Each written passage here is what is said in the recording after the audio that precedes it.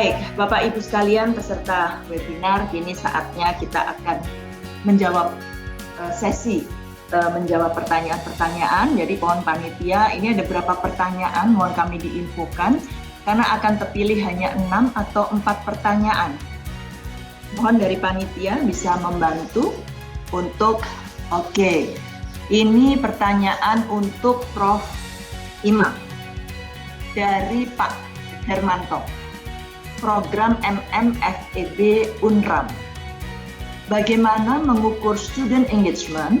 Apakah cukup hanya dengan mengetahui kehadiran pada saat tutorial online?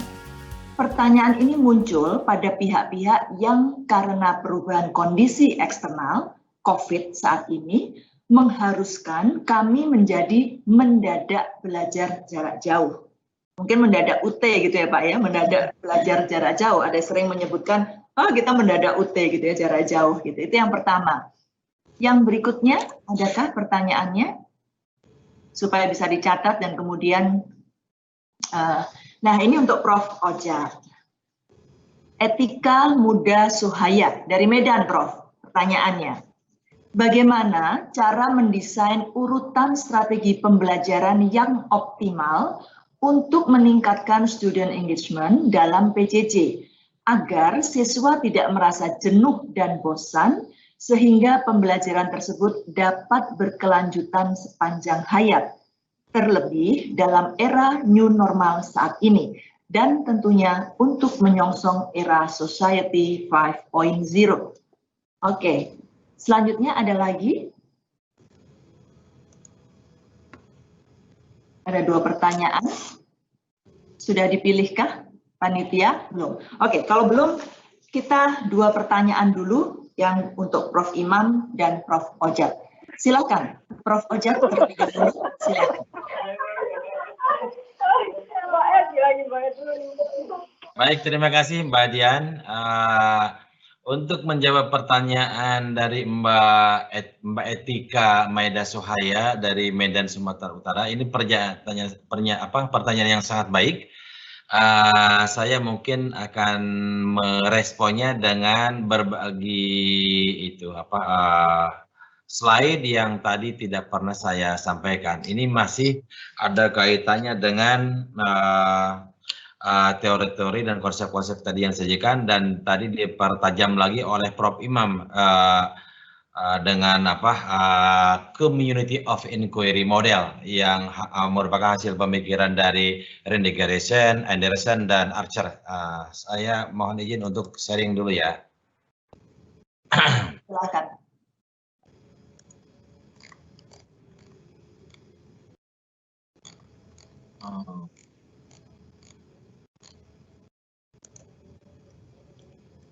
Mohon yang yang pertanyaan bisa ditutup dulu. Saya mau share ini, ya.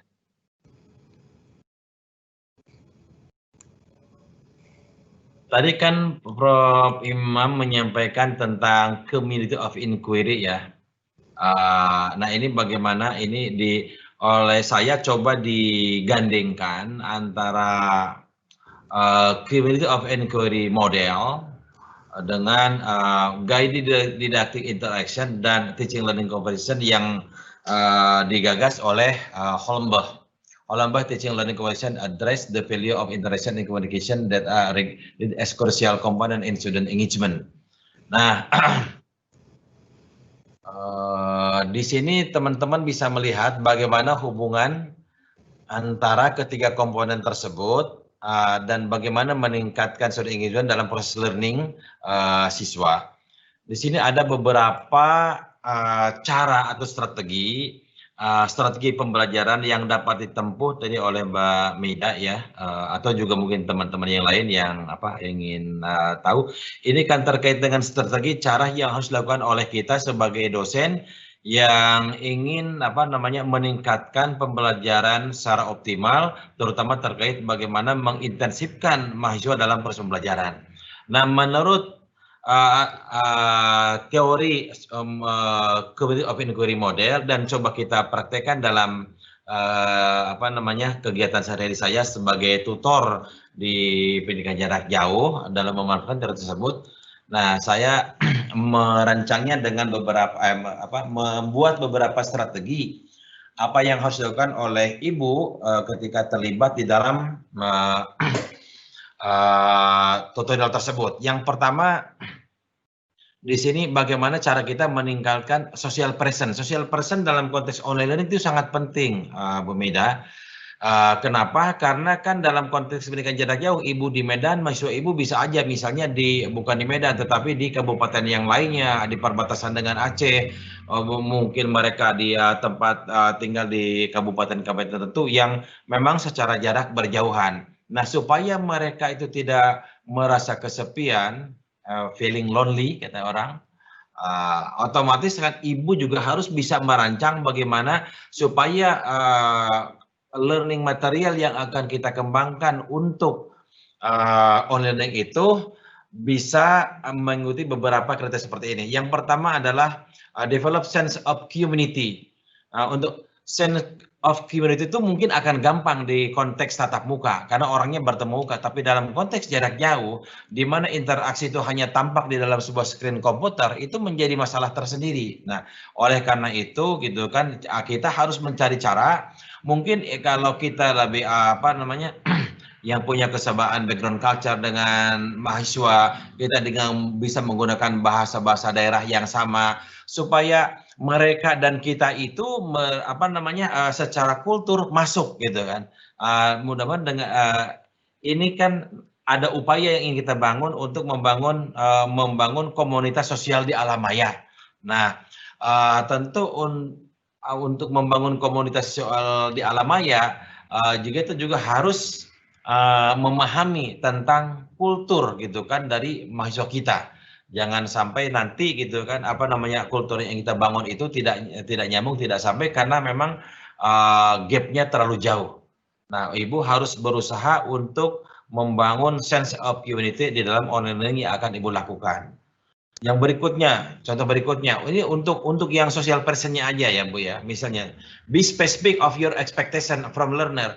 Nah, jadi kita harus dalam setiap materi yang kita sampaikan, kita harus menyampaikan juga kepada mahasiswa apa yang diharapkan, perilaku seperti apa yang diharapkan muncul dari mahasiswa setelah mereka belajar dengan kita tentang suatu materi itu. Jadi ada capaian pembelajaran yang harus Ibu sampaikan kepada mereka supaya mereka paham gitu kan dari apa capaian pembelajaran yang harus diperoleh dari kegiatan yang Ibu lakukan tersebut. Create a discussion thread for introduction. Encourage learner to post a short introduction of themselves. Ini juga penting ya, mengencourage learner to post a short introduction itu karena supaya mereka merasa bagian dari komunitas itu. Membangun komunitas akademik di alam maya itu juga kan pasti awalnya tidak saling mengenal. Nah, untuk saling mengenal, maka oleh kita setiap pelajar itu, setiap mahasiswa kita harus diberi kesempatan untuk saling mengenalkan diri. Jadi ketika Ibu misalnya nanti terkait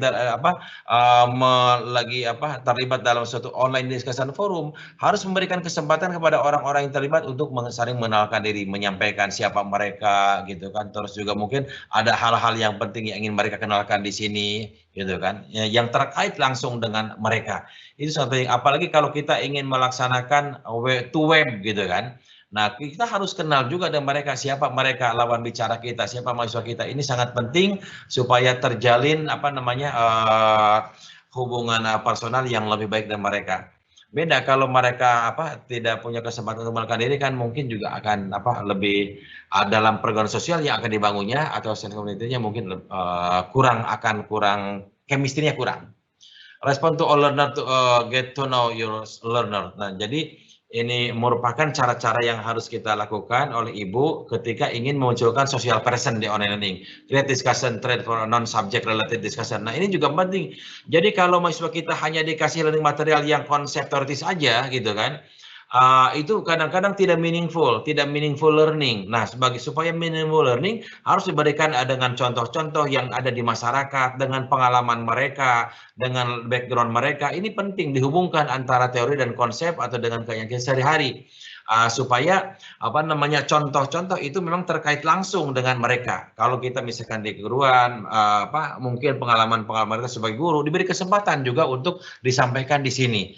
Nah, ketika mahasiswa kita punya kesempatan untuk menyampaikan itu, mereka pasti akan senang dan kita juga tahu. Jadi ada sharing knowledge, sharing experience di situ gitu ya.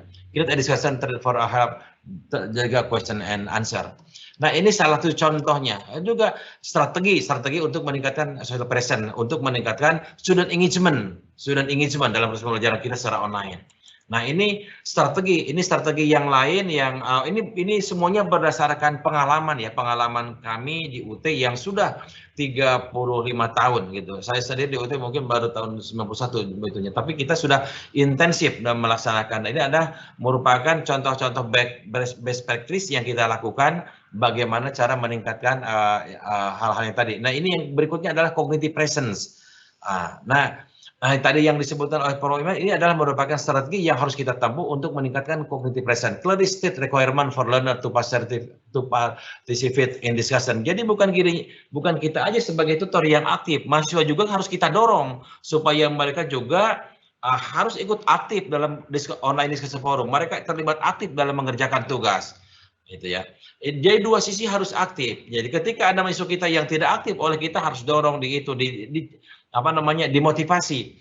Kan mungkin dalam online discussion forum itu juga ada siswa yang aktif, ada yang tidak aktif. Nah, yang tidak aktif oleh kita harus dihubungi, disapa. Mungkin ada personal approach itu yang kita lakukan untuk membangunkan motivasi mereka gitu kan, dan kita nyatakan kepada mereka gitu kan apa yang diharapkan dari mereka supaya mereka sukses dalam belajarnya. Nyatakan Anda harus misalnya aktif mengikuti kegiatan tutorial online. Yang berikutnya Anda harus aktif mengerjakan tugas.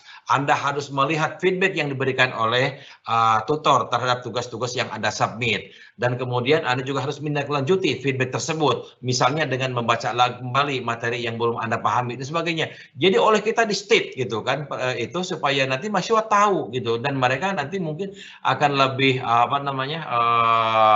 termotivasi untuk terlibat dalam pelajaran. Ya, terima kasih ya Prof. Ini jawabannya. Saya mungkin beralih ke. Oke. Ya, ini banyak. Nah, ini contohnya nanti dikasih aja Mbak Dian. Termasuk ini juga bagaimana caranya tadi untuk meningkatkan teaching presence-nya. Ini ada ya di sini contoh-contoh untuk 3 domain dari COI itu. Untuk meningkatkan student engagement ya. Kita main ke UT sepertinya biar belajar lebih banyak. Oke. Prof. Imam silahkan.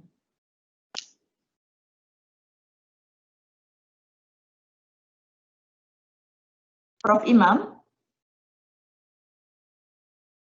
Aktifkannya. Oh ya. Oke. Ya. Ya, jadi pertanyaannya apakah untuk mengukur student engagement itu hanya melihat kehadiran present. Jadi present itu bukan hanya sekedar hadir gitu ya. Pokoknya kalau online kayak begini ya hanya tampang muka hadir lihat itu enggak. Tetapi itu pun juga harus dilihat sebagai salah satu aspek. Jadi kehadiran di dalam tutorial, di dalam pembelajaran online, apalah bentuknya itu menjadi salah satu aspek. Tetapi tidak hanya itu saja. Jadi kehadiran itu ada, tapi persentasenya sedikit. Jadi dia hadir, nampang begitu seperti sekarang gini, tetapi tidak memiliki aktivitas apapun, maka ya pastilah kehadirannya hanya sekedar sebagai passive recipient dan itu tidak akan menghadirkan student engagement. Nah, yang kedua, selain kehadiran adalah tugas. Kalau di UT itu ada dikenal dengan tugas partisipasi. Jadi bisanya membaca modul, kemudian mendiskusikan aja modul itu di kelas tutorial dalam bentuk diskusi kelompok atau presentasi di depan kelas. Itu dalam bentuk-bentuk tugas partisipasi. Yang ketiga adalah tugas tutorial ini untuk melihat outcome, melihat produk. Jadi kehadiran apakah betul-betul student itu engage atau hanya sekedar hadir saja. Jadi siswa hadir di dalam suatu kelas tutorial, pembelajaran, apakah itu tatap muka, apakah online, pasti ada ujungnya itu adalah produk. Nah, karena itulah pembelajaran online, student engagement itu Yang ketiga adalah apakah dia bisa menyelesaikan tugas-tugas tutorial dengan baik. Nah, kalau di kita itu persentase dari tugas tutorial itu 70%. 70% dari total nilai kehadiran gitu ya. Nilai kehadiran mahasiswa di dalam satu kelas tutorial atau pelajaran online itu 70% dari nilai tugas tutorial dan 30% itu dari tugas partisipasi. Tugas partisipasi itu ada dua komponen. Pertama itu kehadiran, present saja, jadi hadir saja. Pokoknya hadir, datang gitu ya. Itu kita jadi di tutorial online pun juga begitu, makanya mahasiswa setiap dia masuk ke ruang e-learning kita, tutorial online kita itu nyentang, saya hadir gitu. Hadir itu sudah dapat, tapi kalau hanya hadir saja gitu ya Bu ya, hadir saja tidak melakukan aktivitas kognitif tingkat tinggi, ini kan kita berharap kehadirannya itu betul-betul dalam pengertian Pak Anderson itu kognitif tingkat tinggi. Jadi proses berpikirnya, kehadirannya secara kognitif itu adalah berpikir tingkat tinggi, inovatif, kritis, kreatif, reflektif. Jadi bukan hanya C1, C2, C3, tetapi sudah create gitu ya. Create itu harus dibuktikan dengan adanya produk pembelajaran. Apakah itu dalam tugas-tugas biasa gitu ya yang bersifat kognitif, ataukah dia harus menghasilkan sebuah proyek tertentu. Untuk mata-mata kuliah tertentu misalnya dia harus menghasilkan sebuah proposal penelitian. Misalnya untuk penelitian PTK, untuk mata kuliah PTK. Tapi untuk mata kuliah yang lain misalnya berpraktek, maka dia harus menghasilkan sebuah produk proyek dalam bentuk pembelajaran di kelas atau dalam rangka untuk meningkatkan profesionalisme diri sebagai guru. Misalnya kalau yang PGSD, PG PAUD itu mereka harus menghasilkan sebuah produk proyek penelitian yang berakhir pada sebuah proyek PKP. Atau yang semester awal itu PKM, itu bentuk. Jadi kehadiran untuk mengukur kehadiran student di dalam pembelajaran online itu tidak hanya kehadirannya saja, yang penting hadir gitu ya, tidak, karena kita itu kan interaktif. Nah, jadi sifatnya bagaimana kita melakukan interaksi dengan bahan ajar, produknya adalah kognitif, produk keilmuan, apakah dalam bentuk proyek atau tugas-tugas yang lain. Dengan sosial kita bisa mengukur dengan skala sosial, bagaimana komunikasi, interaksi di antara mereka di dalam proses pembelajaran, itu juga bisa kita ukur. Ada skala relasi sosial di dalam kelas. Saya lupa nama skalanya itu. Jadi ada alat-alat untuk mengukur sejauh mana interaktivitas komunikasi, relasi sosial yang terbangun selama proses pembelajaran. Jadi itu saya kira. Jadi sama halnya dengan pembelajaran reguler tatap muka, di dalam pembelajaran online pun kehadiran itu tidak hanya hadir. Ya kalau siswa di kelas tatap muka hanya hadir saja, kamu sudah mengerti, apa yang mau ditanyakan tidak ada, itu pasti nilainya kecil dan pasti tingkat engagement-nya akan kecil, dan bisa dipastikan juga hasilnya kalau yang begitu, kecuali punya ilmu terawangan ya. Kalau punya ilmu terawangan mungkin dia bisa menghasilkan sesuatu yang di luar nalar kami. Itu kira-kira yang bisa saya sampaikan. Terima kasih. Prof, jadi perlu hadirnya total gitu ya Prof ya? Betul, jadi total.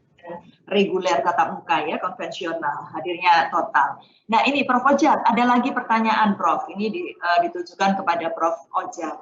Dari Susi Rahayu, dari UT luar negeri ini, tapi luar negerinya dari mana tidak tertulis di sini, bahwa bagaimana kiat UT untuk meningkatkan interaksi antara mahasiswa dengan tutor, mengingat masih sering tutor atau dosen jarang memberikan feedback kepada mahasiswa dalam kegiatan tutorial online.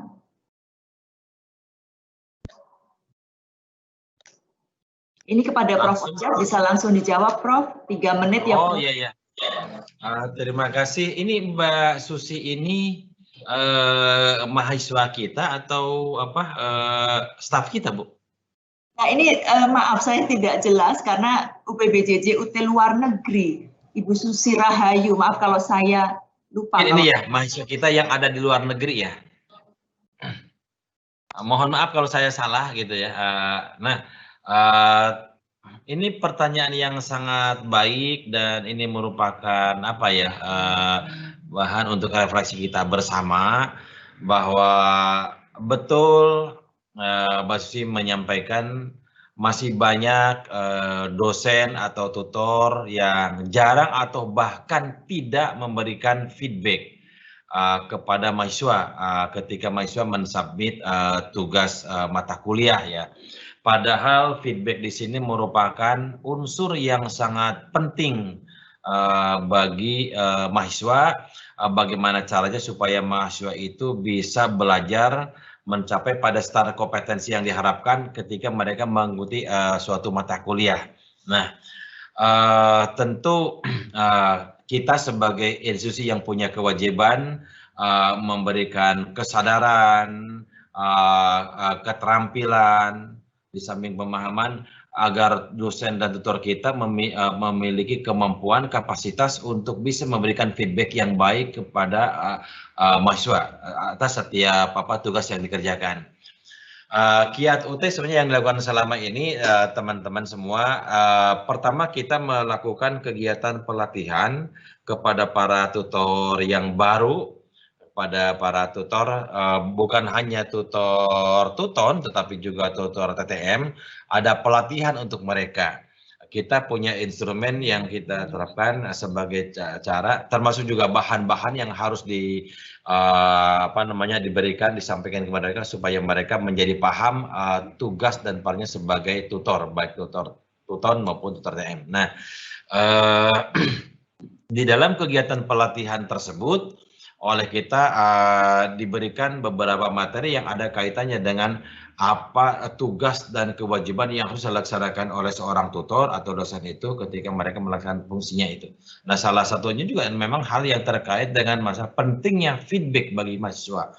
Di dalam sebuah proses pembelajaran, bahkan ada seorang ahli pendidikan yang mengatakan proses feedback itu merupakan seperti yang tadi disampaikan oleh Hollenberg dan oleh ahli pendidikan yang lainnya. Feedback itu kan merupakan komunikasi. Feedback itu bisa diberikan secara lisan, bisa diberikan secara tertulis dengan berbagai media, termasuk juga kegiatan feedback yang kita lakukan di dalam proses kegiatan tutorial online. Yang kita tulis posting di sana, itu kan merupakan bagian penting dari sebuah proses pembelajaran. Dan itu merupakan bentuk komunikasi dan interaksi antara mahasiswa dengan tutor, dengan fasilitator, atau dengan dosen.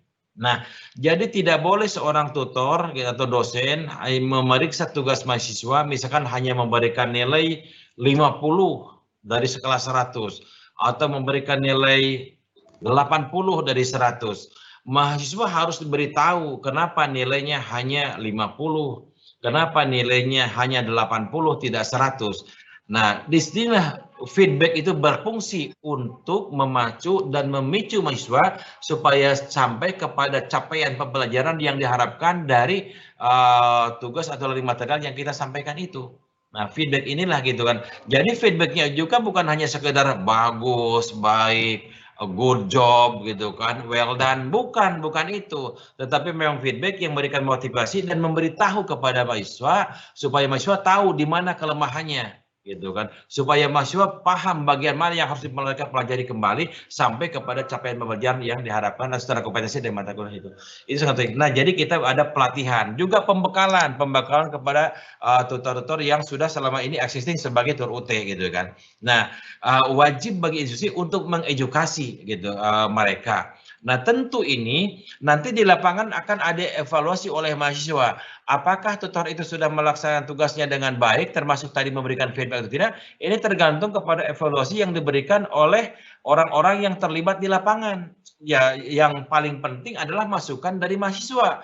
Kalau mahasiswanya tidak memberikan feedback kepada manajemen, seperti di online tutorial itu kan di pertemuan atau sesi ke-7, mahasiswa diberi kesempatan untuk mengisi lembaran feedback yang dibutuhkan oleh manajemen untuk mengambil keputusan. Nah, itu harus disampaikan apa kelemahan dari tutor itu. Kalau tutor itu misalkan tidak memberikan feedback, nah berikan secara jujur, secara baik di situ gitu kan, supaya itu menjadi bahan evaluasi bagi manajemen. Untuk yang pertama, kalau memang masih bisa dilanjutkan, dilanjutkan gitu kan, memang tugas baik. Kalau memang dia tidak bagus gitu kan, oleh kita dilihat apakah bisa dipertimbangkan untuk melanjutkan dengan diedukasi kembali atau memang diberhentikan sama sekali. Karena kita juga punya kepentingan gitu kan. Kita hanya akan meng-assign tutor-tutor yang memang dapat melaksanakan tugas dan kewajibannya dengan baik. Kalau tutor itu memang tidak bagus gitu kan, buat apa kita assign gitu kan di sana? Buat apa kita tugaskan? Hanya akan mencederai cita UT. Sekira itu ya. Itu memang itu secara umum Mbak Dian yang dapat saya sampaikan. Ya, terima kasih Bapak. Selanjutnya masih adakah pertanyaan? Ini ada lagi untuk Prof. Imam nih, dari Pak Edward Zubir. Salah satu strategi meningkatkan student engagement adalah menciptakan dan mempertahankan lingkungan yang menstimulasi intelektual. Apa saja kegiatan yang cukup efektif dan cocok ketika diimplementasikan kepada mahasiswa UT yang tentunya mengikuti pembelajaran online? Mohon penjelasannya. Terima kasih. Silakan Prof. Imam. Terima kasih. Ya, ini dari sejawat saya ini dari Jakarta.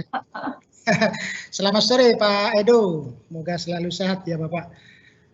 Ya, ini pertanyaan juga bagus tadi seperti yang pertama tadi. Jadi persoalan student engagement. Jadi sebetulnya topik kali ini cukup bagus gitu ya. Karena terus terang saja di luaran itu banyak sekali pertanyaan. Apakah pembelajaran online learning, apakah internet learning atau electronic learning itu mampu melibatkan siswa, bisa menghadirkan siswa seperti hanya di dalam proses pembelajaran reguler atau tatap muka. Maka dengan demikian Prof. Ojat, saya juga sudah menyampaikan bahwa sebetulnya student engagement di dalam pembelajaran online itu adalah sama. Jadi di tatap muka, di online pun itu adalah sama. Karena online seperti yang saya highlight di awal itu, electronic learning, internet learning, online learning, esensinya adalah learning. Di dalam proses learning itulah student engagement menjadi kata kunci. Nah, apa yang paling cocok? Yang paling cocok kalau kembali kepada model community of inquiry, kegiatan atau lingkungan yang harus tercipta yang memungkinkan cognitive engagement. Ini lebih kepada interaksi antara student dengan learning material, learning assignment atau task atau learning activities. Jadi bukan kepada yang interaksi teacher dengan peer, dengan learning peer environment ataupun dengan teaching, tetapi ini lebih kepada interaksi antara student dengan bahan ajar. Tentu saja bagaimana kita menciptakan bahan ajar yang baik. Tidak hanya bahan ajar yang interaktif, tetapi pertanyaannya harus mampu menstimulasi intelektual. Jadi sangat bagus bahan-bahan ajar itu apapun bentuknya, apakah terintegrasi atau kompilasi atau seperti kita kembangkan selama ini, bukan hanya sekedar memberikan informasi terkait konsep, generalisasi dan segala macam, tetapi banyak di dalam bahan ajar itu statement, problematic statement yang memicu dan memacu proses berpikir tingkat tinggi. Apakah berpikir kreatif, apakah berpikir kritis, apakah itu berpikir reflektif. Jadi jangan hanya bahan ajar itu hanya sekedar menyampaikan apa itu konsep, tetapi harus ada di tengah-tengah mereka itu, di tengah-tengah learning material itu ada assignment, ada tugas yang bisa menstimulasi proses berpikir mahasiswa itu intelektual. Ya. Jadi kalau kita bicara tentang lingkungan yang bisa menstimulasi intelektual itu dalam konteks pembelajaran online seperti dalam 5 komponen interaktif itu lebih kepada bagaimana kita mengembangkan bahan ajar yang tidak hanya interaktif tetapi juga ada di dalamnya problematic statement yang bisa memacu proses-proses berpikir tingkat tinggi mahasiswa, apakah itu kreatif, inovatif, kritis, ya mungkin kalau di kognitif itu C5, C6 begitu ya, evaluasi dan create. Saya kira itu Bu. Jadi lebih kepada bagaimana bahan ajar, karena ini lebih kepada stimulasi intelektual. Ya, terima kasih Prof. Imam. Ibu Bapak sekalian, peserta webinar, begitu banyak pertanyaan, kami hanya bisa memilih beberapa, tapi semua itu karena waktu. Untuk itu terima kasih sekali atas pertanyaan-pertanyaan yang diberikan, dan mohon maaf bila tidak semua pertanyaan bisa kami tayangkan dan kami jawab dengan baik. Ibu Bapak peserta webinar, Prof. Ojat, Prof. Imam, dan juga tadi dari awal Pak Muldoko, terima kasih sudah bergabung bersama kami, berkenan sebagai narasumber pembicara pada hari ini. Kalau boleh saya mengambil garis merah, jadi dialog kita siang ini cukup bagus karena ada jelas sekali garis merahnya. Yang pertama dari sisi pemerintah melihat lebih luas, melihat luas mengenai kondisi saat ini, sehingga kita semua dituntut untuk mampu beradaptasi, berlari cepat, dan cepat juga mengambil keputusan, berani ambil risiko, siap menghadapi kompleksitas yang ada, dan juga harus siap menghadapi kejutan-kejutan itu. Bagaimana caranya? Caranya, karena sekarang adalah COVID, di era new normal adalah PJJ pilihannya. PJJ adalah dengan perspektif yang harusnya selalu diikuti, independen, kemudian dia dyadic sifatnya, real communication, ada transaksional di sini, kemudian ada interaction dan komunikasi dan communication. Kemudian ditutup oleh Prof. Imam lebih detail lagi bahwa ternyata harus ada satu link yang tidak bisa terpisahkan antara student, bahan ajar, guru, teacher, dan juga learning community-nya. Tidak mudah memang membangun PJJ, tetapi itulah yang harus kita hadapi, dan saya yakin Universitas Terbuka memang sudah dunianya dan semakin maju, semakin ke depan untuk membawa PJJ ini semakin kuat. Baiklah Bapak Ibu sekalian, sebelum kami akhiri, perkenankan saya menginformasikan kepada para peserta webinar bahwa nama-nama peserta yang pertanyaannya terpilih akan dihubungi oleh panitia melalui email. Kemudian mengingatkan peserta untuk mengisi form feedback online paling lambat 30 menit setelah acara ini selesai. Kami menginformasikan bahwa e-sertifikat akan dikirim ke email bagi peserta yang sudah meregistrasi, hadir di webinar, dan mengisi form feedback. Peserta dapat mengunduh bahan presentasi, materi presentasi pembicara, melalui link yang akan diberikan oleh panitia KSF ini, dan menginformasikan bahwa webinar selanjutnya akan diadakan pada tanggal 17 Juli, Jumat 17 Juli, dengan waktu yang sama 13.30, mengambil topik pengelolaan pembelajaran daring. Ibu Bapak peserta webinar, e-sertifikat keikutsertaan KSF ini akan diberikan kepada peserta. Tapi saya mengulang supaya mengisi feedback, dan feedback ini sangat bermanfaat bagi kami, dan paling lambat 30 menit setelah acara ini kami tutup. Baiklah Bapak Ibu sekalian, tidak terasa 2 jam sudah berlalu, 2 jam lebih, 2,5 jam lebih sudah berlalu, dan banyak sekali hal-hal yang kita dapatkan dari para narasumber. Sekali lagi kami haturkan terima kasih kepada Bapak Muldoko, Pak Ojat, dan Pak Imam atas sharingnya dan waktunya yang diberikan untuk acara hari ini. Saya Dian Budiargong yang memandu acara pada hari ini menyampaikan permohonan maaf bila ada hal-hal yang kurang berkenan, khususnya tidak bisa memberikan waktu kepada Anda semua untuk bertanya dan berdiskusi. Akhirnya sekali lagi terima kasih, selamat siang, dan PJJ mampu melahirkan insan yang mandiri, cerdas, dan berkarakter. Mari maju bersama pendidikan jarak jauh. Terima kasih, selamat siang, dan wassalamualaikum warahmatullahi wabarakatuh. Salam warahmatullahi wabarakatuh. Terima kasih Jeng, Prof. kawan-kawan. Siap. Ya.